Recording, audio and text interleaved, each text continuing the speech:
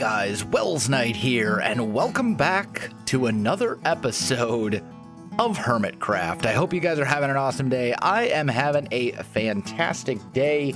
Just got back, or just woke up actually, after a weekend of having my family come down and visit. It was great, and I logged on, and it turns out Joe Hills has given us a welcoming gift, which is pretty awesome. Left a little sign that says, "Wells come back to Hermitcraft. Enjoy at Joe Hills." Thank you, Joe. Appreciate it very much. And it looks like he's given us some goodies. We've got a bunch of leather, which is awesome because it means I can make item frames and label my wall of chests and storage here. So that's great. Thank you, organization. A little bit of soul sand, some netherwort. Looks like just a bunch of kind of various essentials, so that is fantastic. What I want to do in today's episode is a few different things. I want to tackle the interior of the house, get at least the structural elements of it done, and maybe do some interior design and decorating and stuff as well to kind of make the rooms all pretty and, looking good. And then I also want to tackle the landscaping and the exterior of the house, and also we're a little bit poor right now. That's kind of the other thing that I want to tackle. That's how many diamonds I have. I have 5 diamonds to my name, because the thing is, I got a decent amount of diamonds in episode 1, but then I spent them all, so now I don't have that many diamonds anymore. But first things first, I want to put in a mines right down here so that I can start working on that whole diamond issue. And I want to get these chests organized. So much to do today. In the comments last episode, lots of people were asking who I am and why I'm joining Season 7 so late. So I thought I'd talk about it very briefly, as well as set some expectations for this new season. First of all, if you're new around here, hi, I'm Welsknight. I joined Hermitcraft at the start of Season 4 at the same time as Iskall, Rendog, Scar, and Cubfan. I played on Hermitcraft consistently for a few years until I eventually burned out very hard on Minecraft partway through Season 6. This wasn't just a simple lack of ideas or inspiration. I was truly miserable after playing Minecraft for 8 or more hours every day for almost 5 years straight. I even considered quitting content creation altogether and changing careers. After thinking about it for a while, I decided to make the jump over to Twitch and attempt to switch to being more of a variety streamer. Well, ultimately it didn't work out quite as well as I hoped it would. It did give me a much needed break from all things Minecraft. Sometime shortly after Season 7 had begun, I started to get the itch to play Minecraft again. But I held off. I didn't want to go back to Hermitcraft only to do a few episodes and then burn out again. I wanted to make sure that when I did come back, I was going to be committed to being in it for the long haul. A couple months passed and my itch to play Minecraft only grew stronger. After an 8-month break from Minecraft, I was inspired again and actually enjoying the game. And so, here I am, back on Hermitcraft for my 4th consecutive season. However, this season is going to be a little different than past ones for me. In the past, I've pumped out content, often doing daily videos. That's not going to be the case for Season 7. I want to put significantly more time into each episode than in the past. Episode 1 took me about 5 real-life days to finish, and I want every episode this season to be as good as Episode 1, filled with progress and time lapses and personality. I'm going to aim for 1 to 2 Hermitcraft episodes per week, but I'm not going to put it on a schedule or release a video before it's ready. I'm going to try a it's done when it's done approach this time around, and I hope you'll join me for the ride. Well, after a small mining session, I would say our diamonds problem has been at least temporarily fixed, and I've come to a bit of a realization. Mining without a beacon is not very fun.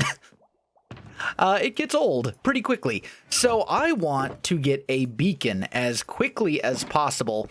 I've done enough mining since I joined the server that we actually have enough iron for a full beacon base already, and we've got even more that we haven't smelted yet. So that won't be a problem. Plus, it's fairly cheap in the shopping district. I can trade in redstone blocks, which I've got a fair amount of. So I think we'll be okay there. I do, however, need wither skeleton skulls. And it looks like it's almost sleep time. B-Dubs is not online. Someone's got to fill in when B-Dubs isn't here. Please, thank you. Just let me sleep. It's okay. Anyway. So, yeah, I want to head to the shopping district. I want to do some shopping. I definitely want to buy more shulker boxes. I can get rid of this stuff. I want to see about getting some wither skeleton skulls so we can make a beacon. And in order to get a good beacon, I'm going to need a good bow so we can fight the wither, because I'm not going to cheese the wither in the end. I prefer to cheese the wither underground in tunnels. I find it to be just a little bit more reliable overall. So that's the plan.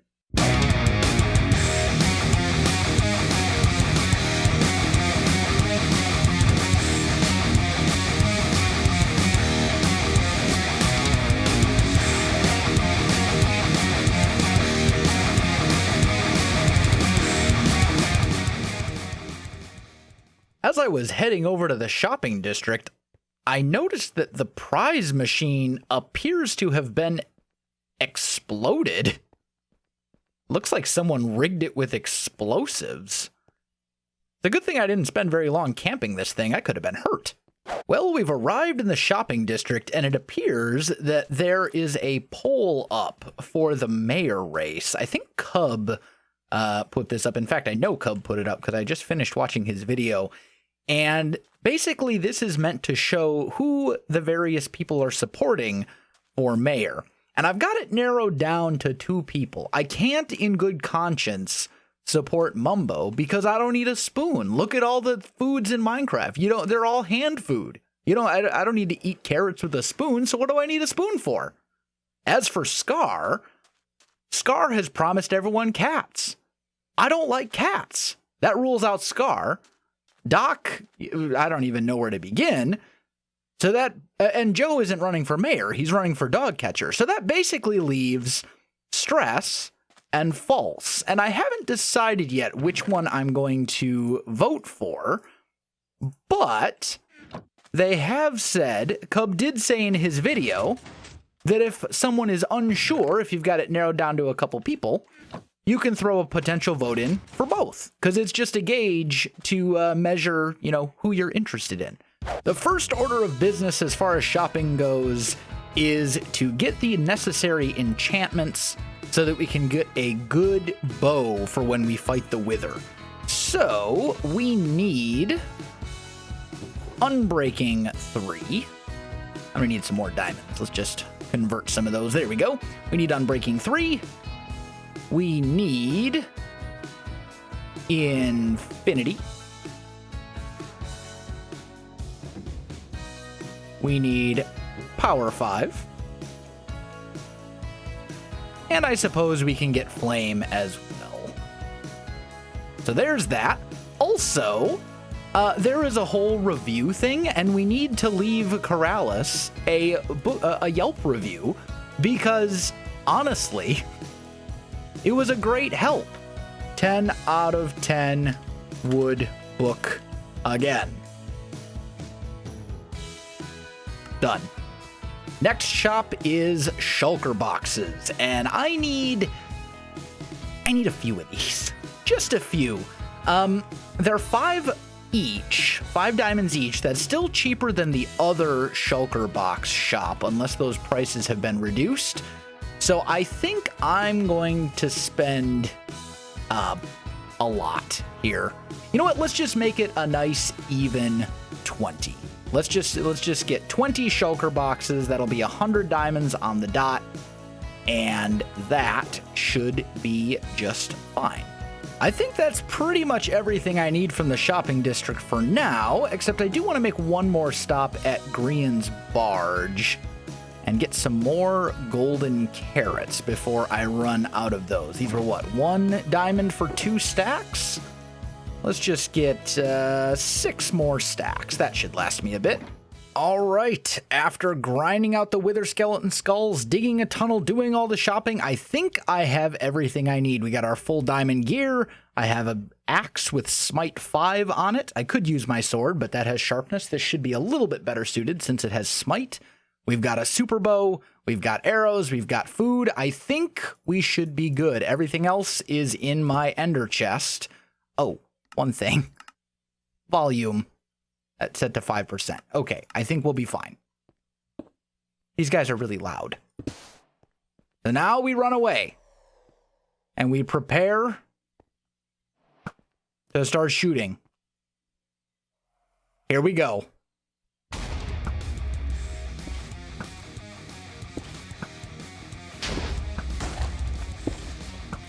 Just back away slowly.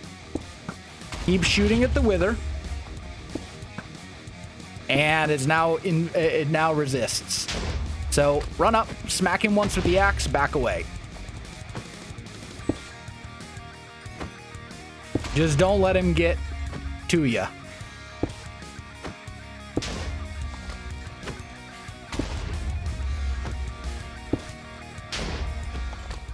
Done.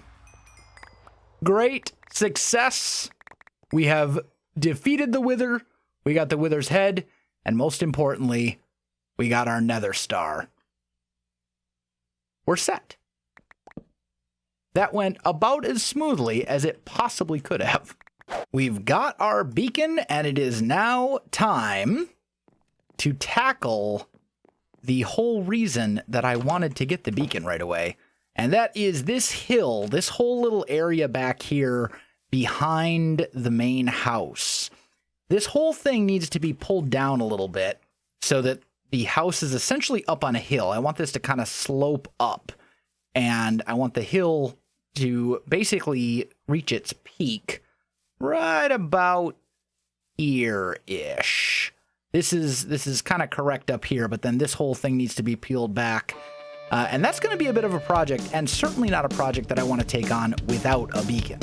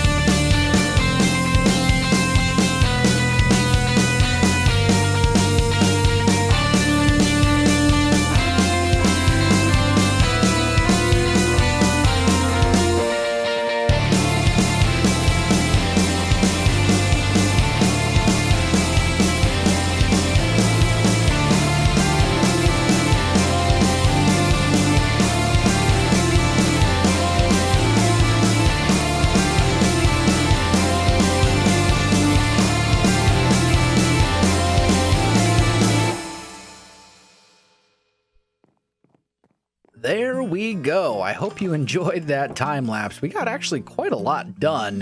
The front of this area is it's far from finished, but it's a lot better than it was. We've got our little walkway going through here, put in a couple of custom trees.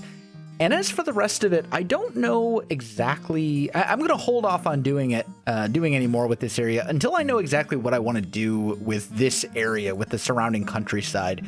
Because if I'm going to do more more houses and stuff like that in this style, which is kind of one of the options I'm toying with as a mega base idea, is to basically just take this style and run with it and turn it into like a whole town, like a whole kingdom of houses.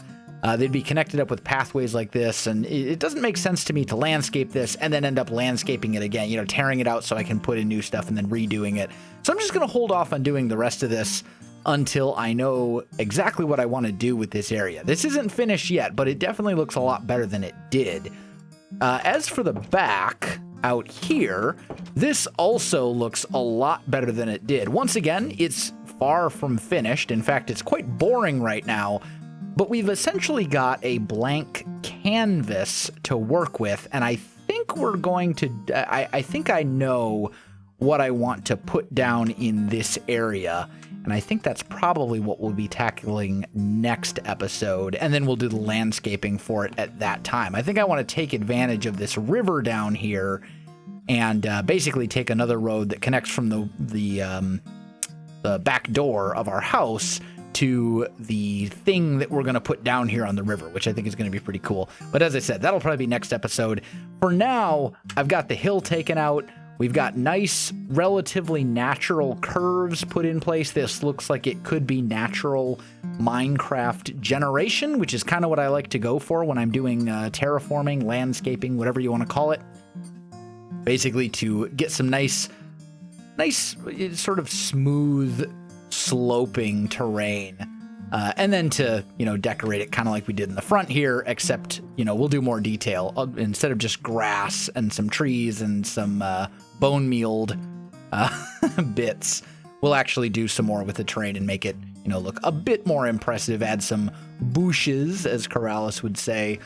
But for now, I think I have another fairly important thing that I want to tackle, and that is the interior of this house. It's not amazing. You know, I mean, it's functional. We've got our little bed over here. We got a little furnace area. We got a wall o storage, which is, by the way, this is not my final storage solution. This is not going to be nearly enough storage. And I've already started a chest monster over here. But I want to do some things with the interior of this area. Just clean it up, get it ready for proper interior decorating and design. So as you can see right here, I've already brought this staircase up to this height, put in a floor so that it connects up with the balcony out here. And then I've got a little stair, like a slab staircase that goes up one extra block to this area right here. As for what we're going to do with the roof in here, the magenta, I don't really know exactly how I want to handle that just yet, because it's going to be hard to actually like hide it all. And I don't know that I necessarily even want to hide it all. I do think one change I want to make, though. I think I want to pop this over one block to the left. I think that'll be a bit better. And then right here, we can take this concrete wall up. Probably to about here, I'd say. And then we'll fill that in. So we'll end up with something kind of like this. I'd actually like it to be up even higher. There we go. That seems a bit better. That way we still get that kind of raised door feel, like that door frame feel, without having to deal with the ugliness of hiding a block that needs to be visible from the outside. As for over here, I've got kind of a cool idea here as well. I think what I want to do is basically bring a line of bone blocks over like so, and then we can go to, yeah, something like that. And we'll basically turn this into a nice little like balcony area as well. And what we can actually do is bring some bone blocks down like so to give us some nice kind of interior pillars, which will help sort of separate this out as well and really kind of help give us that nice feel. And then we've got a space here that we can turn into, you know, a closet or something. So I think that'll be nice. So then let's fence this upper kind of loft area off like so. And then that gives us kind of this nice grand feeling in this room with this very high arched ceiling. And I think what we're probably going to have to do about the ceiling is basically put in like supports. We'll have to put in like rafters so that we add some detail and so that it doesn't look, really messy. Because right now it looks pretty messy and there's not a whole lot we can do about it because a lot of these blocks need to be visible from the outside. And if we just covered them all up, it would significantly reduce our interior space and throw off a lot of stuff. It would look very awkward. It's kind of one of those, like, you're stuck between a rock and a hard place sort of situations, which is never great, but it's not the end of the world. So now the house is actually divided up into rooms and looking pretty good. So I'm pretty happy with that. Honestly, all in all, I'm really happy with our progress today. We did a lot. We got a ton of diamonds, not a stupid amount of diamonds, but we got enough diamonds to last us a while, enough diamonds that I don't have to worry about being unable to buy things in the shopping district. We got a beacon, fought the wither, did a bunch of terraforming, and I think we've pretty much got the house figured out except for the actual details and actually decorating rooms and all that kind of good stuff. And we're not done yet. So one of the common questions last episode was, where am I in relation to everyone else? And the answer is I'm a little bit north of Vintage Beef. Beef is right here. My house is right here. That means I'm also pretty close to Corrales, who's over here, and then Etho and Exuma are kind of off that way.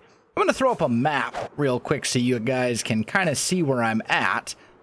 As you can see, I'm kind of on the northwestern area of the map over in that region right about here. So I thought it would be cool to leave our neighbors a little gift and a little like, hey, I'm new, hi, sort of present thing. And I want to leave them a book. Unfortunately, I'm kind of lacking in books. So I'm going to head over to the shopping district and pick up a couple of things that I need. Also, there's also a couple of the things that I almost forgot about that I want to do while I'm here now that we actually have some diamonds. So first of all, looky at my bookie sells bookshelves. 1 diamond for 16 bookshelves. Bookshelves are really annoying to get. So I'm actually going to buy 2 stacks worth. We'll buy 2 stacks of bookshelves. And I can actually break these and get books if I need to. I also want to check out Trader Jev's over here. I need to get my hands on some feathers. I've got ink, but I have no feathers. Doesn't look like he has any. I wonder if Grian has some on his fantastic Victorian barge thing. This thing looks so good after the upgrade. But now that it has like the roof and stuff on it, I think it's fantastic. Anyway, let's see. Yep, still no feathers. Well, that's unfortunate. It's all right, though. There is another place I want to check, and that is in here. This is kind of an interesting shop. Junk for junk. Basically, you pay a membership fee or 1 diamond per visit, and you can trade your junk stuff for other people's junk stuff. And I think that's going to be really worthwhile. The book says 1 diamond block gets you free visits forever. Honestly, this is the kind of place that I will probably use at some point repeatedly over the season.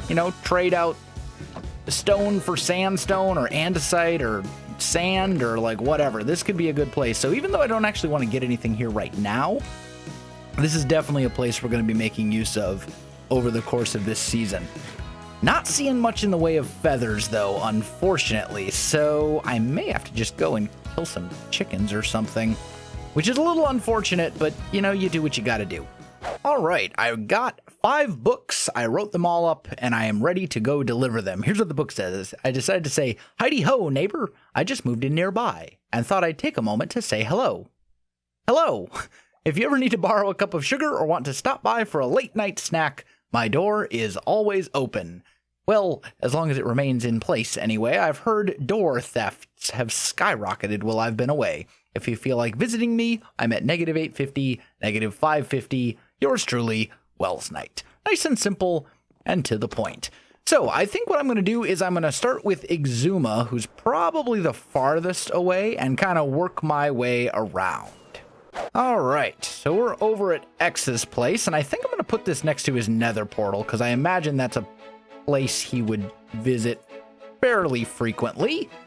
So let's just put that on there and give him a book, and we'll give him 2 flowers just to show our good intention.